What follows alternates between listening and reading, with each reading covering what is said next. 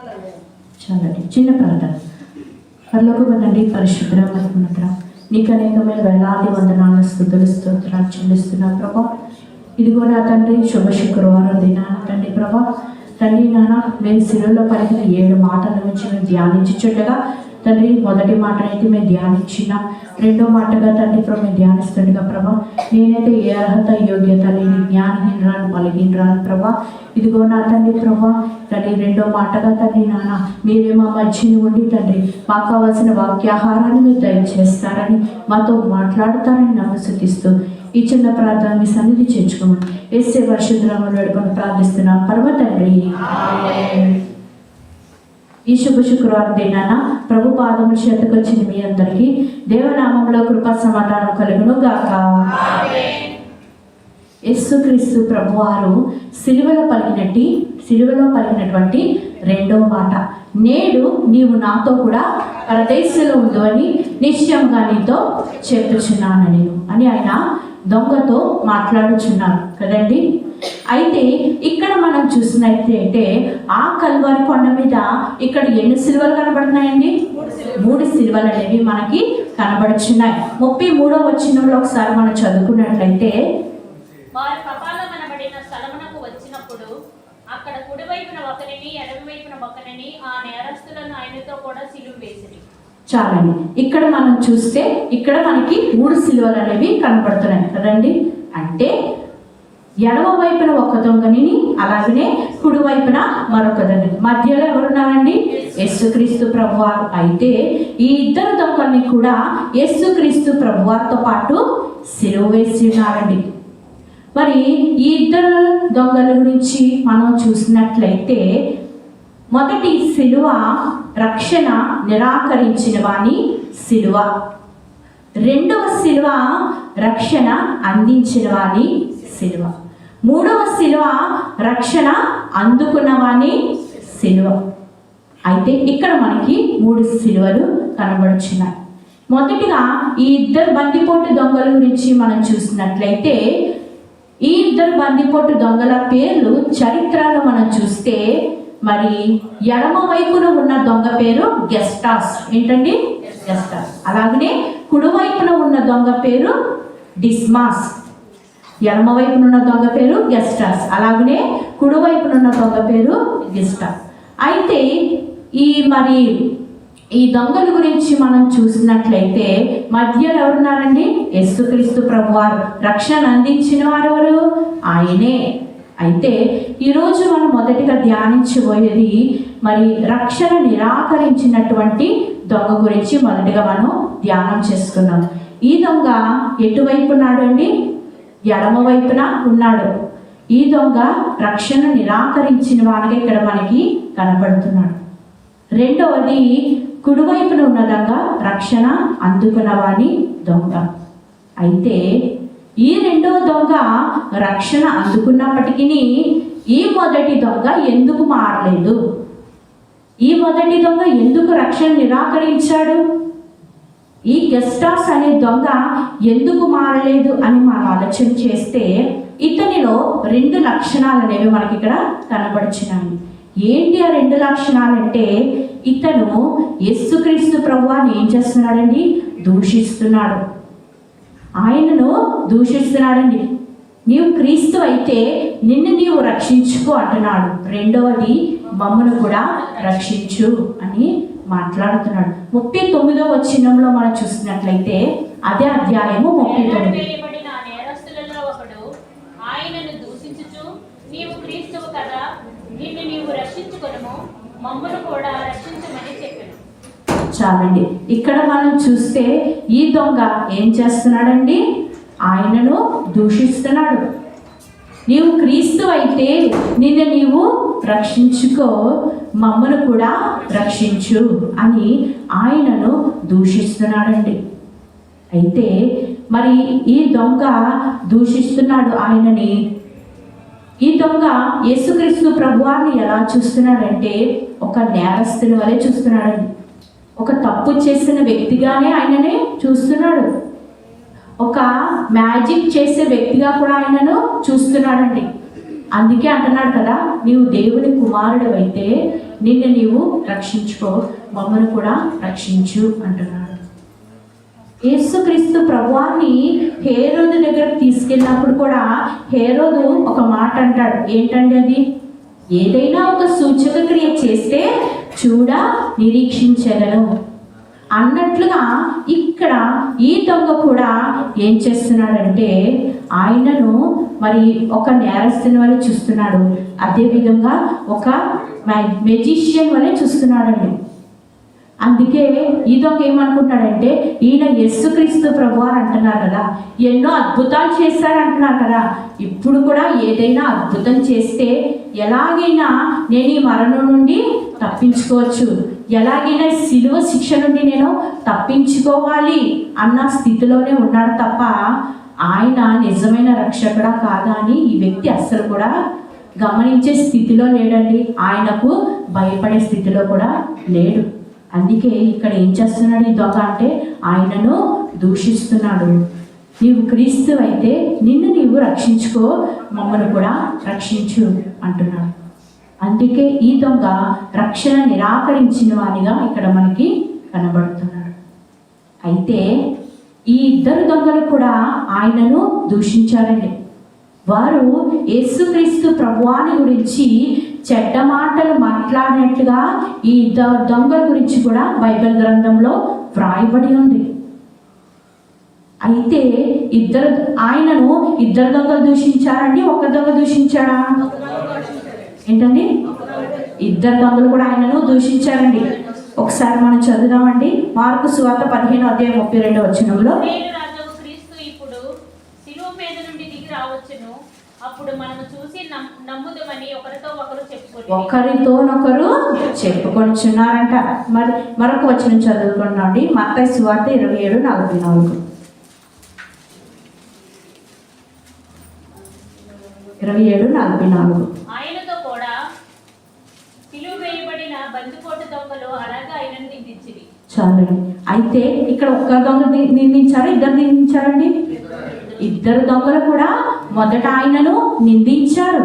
అయితే మొదటి దొంగ అంటే గెస్టాస్ అనే ఈ ఎడమ వైపున ఉన్న దొంగ ఆయనను దూషించాడు, అదే విధముగా రక్షణను కూడా నిరాకరించాడండి. కానీ కుడివైపున ఉన్న డిస్మాస్ అనే ఈ రెండవ దొంగ మాత్రము మొదట ఆయన దూషించినప్పటికీ కానీ ఆయన ఏంటో తెలుసుకున్నాడండి. మొదట ఆయన దూషించినప్పటికీ తర్వాత ఆ యొక్క దొంగ మారాడు. ఈయనే నిజమైన రక్షకుడని గ్రహించుకున్నాడు. తన తప్పు తను తెలుసుకున్నాడు కనుకే రక్షణని ఏం చేశాడండి అందుకున్న వానికి ఇక్కడ మనకి కనబడుతున్నాడు. మొదటి దొంగ అయితే రక్షణ నిరాకరించాడు, కానీ ఈ రెండవ దొంగ రక్షణను అందుకున్న వానికి ఇక్కడ మనకి కనబడుతున్నాడు. రక్షణను అందుకోవడమే కాదండి, మొదటి దొంగను గద్దిస్తున్నాడు కూడా. మొదటి దొంగను ఈ రెండవ దొంగే గద్దిస్తున్నాడు. ఏమని గద్దిస్తున్నాడు అంటే, నీవును అదే శిక్షా విధిలో ఉన్నావు కదా, నీవు దేవుడికి భయపడవా? మనకైతే ఇది న్యాయమే, ఆయనలో ఏ నేరం కూడా లేదు. ఒకసారి ఆ వచనం కూడా చూద్దామండి. 40:41. మనకైతే ఇది న్యాయమే, మనము చేసిన వాటికి తగిన ఫలము పొందుతున్నాము, కానీ ఈయన ఏ తప్పిదము చేయలేదని చెప్పి ఆయనను చూసి, యేసు నీవు నీ రాజ్యంలోనికి వచ్చినప్పుడు నన్ను జ్ఞాపకం చేసుకొని మనను. చాలండి. ఇక్కడ మనం చూస్తే ఈ రెండవ దొంగ ఏం చేస్తున్నాడండి, మొదటి దొంగను గద్దిస్తున్నాడు. గద్దించి అంటున్నాడు కదా, నీవు అదే శిక్షా విధిలో ఉన్నావు కదా, నువ్వు దేవుడికి భయపడవా? మనకైతే ఇది న్యాయమే, మనకైతే ఇది ధర్మమే, మనం ఎన్నో తప్పులు చేసాం, ఎన్నో దొంగతనాలు చేసాం, కానీ ఆయనలో ఏ నేరము కూడా లేదు అని చెప్పి యేసుక్రీస్తు ప్రభువారి గురించి గొప్ప సాక్ష్యం ఇస్తున్నాడండి. సాక్ష్యం ఇవ్వడమే కాదు కానీ ఒక మాట కూడా అంటున్నాడండి. ఏంటి అంటే, యేసు నీ రాజ్యంతో వచ్చినప్పుడు నన్ను జ్ఞాపకం చేసుకో అని యేసుక్రీస్తు ప్రభువారికి ప్రార్థన చేస్తున్నాడు. మొదట ఆయనను దూషించాడు, కానీ తర్వాత ఏం చేశాడండి, ఆయనకు విజ్ఞాపన చేస్తున్నాడు. యేసు నీ రాజ్యంతో వచ్చినప్పుడు నన్ను జ్ఞాపకము చేసుకో. ఈ దొంగ ఎందుకు ఇలా మాట్లాడుతున్నాడు అని మనం ఆలోచన చేసినట్లయితే చూడండి, మనము ఎంతో కాలం నుండి మరి కొందరి కొరకు ప్రార్థన చేస్తూ ఉంటాం వాళ్ళు మారాలని, అవునా కాదండి? మనము ఎన్ని ప్రార్థన చేసినప్పటికీ కొంతమంది అయితే మారరు. కానీ ఈ దొంగ ఎన్ని ప్రార్థన చేస్తే మారాడు అనే కంటే ఎంతకాలం నుండి బందిపోటు దొంగగా ఉండి ఎన్ని నిమిషాల్లో మారాడు అనేదే చాలా ప్రాముఖ్యమైనది, అవునా కాదండి? ఎన్ని నిమిషాల్లో దొంగ మారాడు? ఈ దొంగ ఎంతో కాలం నుండి బందిపోటు దొంగగా ఉన్నాడు, అయినప్పటికీ ఏమయ్యాడండి? మారాడు. తన తప్పు తను తెలుసుకున్నాడు.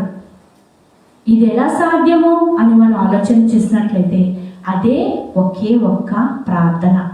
ఏంటి ఆ ప్రార్థన అంటే యేసుక్రీస్తు ప్రభువారు సిలువలో పలికినటువంటి మొట్టమొదటి మాట, తండ్రి వీరేమి చేయించున్నారు వీరు కనుక వీరిని క్షమించు అన్న మాటతో ఎంతో కాలం నుండి బందిపోటు దొంగగా ఉన్న ఈ డిస్మాస్, ఎంతో కాలం నుండి మరి అనేకులను హింసిస్తున్న ఈ వ్యక్తి, ఎంతో కాలం నుండి పాపిగా ఉండి పాపములు చేస్తున్న ఈ యొక్క వ్యక్తి యేసుక్రీస్తు ప్రభువారు సిలువలో పలికినటువంటి ఆ యొక్క ప్రార్థన మాటను వినగానే తండ్రి వీరేం చేయించున్నారు వీరు ఎరుగరు గనుక విని క్షమించు అన్న ఒక మాటతో యేసుక్రీస్తు ప్రభువారిని తన సొంత రక్షకునిగా అంగీకరించాడని. అయితే ఈ ఒక్క మాటతోనే ఆయనను అంగీకరిస్తాడా? ఈ ఒక్క మాటతోనే ఈ దొంగ మారిపోతాడా అంటే, యేసు నీ రాజ్యంలో వచ్చినప్పుడు నన్ను జ్ఞాపకం చేసుకో అని అడుగుతున్నాడు అంటే యేసుక్రీస్తు ప్రభువారికి అసలు రాజ్యం ఉంటుందని ఈ దొంగకి ఎలా తెలుసు? ఈ డిస్మాస్ అనే దొంగకి ఆయనకు ఒక రాజ్యం ఉందని ఈ దొంగకి ఎలా తెలుస్తుంది? అసలు యేసుకి రాజ్యం ఏంటి అంటే దేవుడు అంటున్నాడు కదా, నా రాజ్యము ఇహ సంబంధమైనది కాదు. అయితే ఈ దొంగ మంచివాడిగా ఉన్నప్పుడు, మంచివాడిగా ఈ దొంగ అయితే ఒక యూదుడండి, ఒక యూదుడై ఉన్నాడు. ఇతడు అన్యుడు కాదు, ఇతడు ఒక యూదుడు. అయితే ఈ దొంగ ఒక యూదుడు అని మనం ఎలా చెప్పగలము అంటే శిలువ శిక్ష అనేది యూదులకు తప్ప వేరే మతస్థులకు వెయ్యరు. గనుక ఈ దొంగ ఎవరండి? యూదుడై ఉన్నాడు. గనుకే చిన్ననాటి నుండి దేవాలయానికి వెళ్తూ అక్కడ శాస్త్రులు చెప్పే మాటలు, బోధకులు చెప్పే మాటలు, ధర్మశాస్త్రంలో ఉన్నటువంటి మాటలను తెలుసుకుని వాడై ఉన్నాడు. కనుకే ఏమంటున్నాడు? యేసు నీ రాజ్యంతో వచ్చినప్పుడు నన్ను జ్ఞాపకం చేసుకోయా అని విజ్ఞాపన చేస్తున్నాడు. ఒకసారి మనం లేఖనాల్లో కూడా చూసినట్లయితే యెషయా గ్రంథము 9వ అధ్యాయం 7వ వచనంలో ఇది మొదలుకుని నిధి లేకుండా దానికి వృద్ధియు క్షేమమును కలిగినట్లు సర్వకాలము దావీదు సింహాసనమును రాజ్యమును నియమించును. న్యాయము వలనను నీతి వలనను రాజ్యమును స్థిరపరచుటకు అతడు సింహాసనాసీనుడై రాజ్య పరిపాలన చేయును. సైన్యములకు అధిపతి యెహోవా ఆసక్తి కలిగి దీనిని నెరవేర్చును. చాలు. ఇక్కడ మనం చూస్తే ఏం చెప్తున్నారండి? ఒక రాజ్యము ఉంటుంది అంటే ఒక వ్యక్తి రాబోతున్నాడు. ఇదిగో అతని భుజాల మీద ఏముంటుందంటండి? రాజ్యభారం ఉంటుంది. ఇది మొదలుకొని మితి లేకుండా ఏమిస్తాడంటండి? దావీదు సింహాసనమును రాజ్యమును మీకు అనుగ్రహిస్తాడు. ఈ యొక్క మాటలన్నీ కూడా ఈ దొంగ చిన్నవాడిగా ఉన్నప్పుడు ధర్మశాస్త్రంలో ఉన్నటువంటి మాటలను, శాస్త్రులు బోధకులు చెప్పే మాటలన్నిటినీ కూడా తాను మంచివాడిగా ఉన్న తనములో ఎరిగిన వాడై ఉన్నాడు. కనుక ఈ దొంగ ఆ సమయమున అంటే యేసుక్రీస్తు ప్రభువారిని సిలువ వేస్తున్న సమయంలో క్రిందన ఉన్న వారందరినీ పరిశీలిస్తున్నాడు. అలాగనే సిలువ మీద ఉన్న యేసుక్రీస్తు ప్రభువారిని కూడా పరిశీలిస్తున్నాడండి. కింద ఉన్న వారందరూ కూడా యేసుక్రీస్తు ప్రభువాన్ని ఎంతగానో బాధిస్తున్నారు, ఆయనని హింసిస్తున్నారు, ఆయనను ఎంతగానో కొడుతున్నారు, అవమానిస్తున్నారు. ఆయనను నేరారోపణ చేసేవానిగా వీరందరూ ఉన్నారు, కిందన ఉన్న వారందరూ. కానీ సిలువ మీద ఉన్న యేసుక్రీస్తు ప్రభువారు మాత్రం ఏం చేస్తున్నారంటే ప్రార్థన చేస్తున్నారు. తండ్రి, వీరేమి చేయుచున్నారో తెలియదు కనుక వీరిని క్షమించు అన్న ఈ యొక్క మాటని చూచాడు. కింద ఉన్న వారందరినీ చూచాడు, పైన ఉన్న యేసుక్రీస్తు ప్రభువాన్ని చూచాడు. అలాగా ఈ వెంటనే చూచిన వెంటనే ఈ మాటలని గ్రహించుకున్నాడు కనుకే యేసుక్రీస్తు ప్రభువాన్ని ఒక గొప్ప ప్రవక్తగా ఈ యొక్క దొంగ చూస్తున్నాడండి. యేసుక్రీస్తు ప్రభువారు ఒక మంచి బోధకుడి వలె ఈ దొంగకు కనిపిస్తున్నారు కనుకే తన సొంత రక్షకునిగా అంగీకరించాడు. అందుకే గ్రహించాడు కనుకే ఈ దొంగను, మొదటి దొంగను గద్దిస్తున్నాడు. నీవు దేవునికి భయపడవా? ఈ దొంగ రెండవ దొంగ ఏం చేశాడండి? భయపడ్డాడు కనుకే ఈ దొంగని, నువ్వు భయపడవా దేవునికి? మనమైతే ఎన్నో తప్పులు చేసాం, మనమైతే ఎన్నో నేరాలు చేసాం, ఎన్నో దొంగతనాలు చేసాం.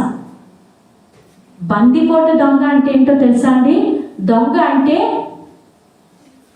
దొంగతనాలు చేసేవాడు. బందిపోటు దొంగ అంటే ఒడిలోని కూడా ఎత్తుకెళ్ళిపోయేవాడంట. మరి ఈ దొంగలో కుడివైపున ఉన్న దొంగ యేసుక్రీస్తు ప్రభువారు ఏంటో తెలుసుకున్నాడు కనుక ఆయనలో ఏ నేరము లేదు అని యేసుక్రీస్తు ప్రభువారి నుంచి గొప్ప సాక్ష్యం ఇస్తున్నాడు. చూడండి, యేసుక్రీస్తు ప్రభువారిని పిలాతు దగ్గరికి కూడా తీసుకెళ్తారు, అవునా కాదండి? పిలాతు ఏం చెప్తాడు? ఆయనలో ఏ నేరము లేదని చెప్తాడు. కానీ ఏ నేరము లేదని చెప్పినప్పుడు ఏం చేయాలి?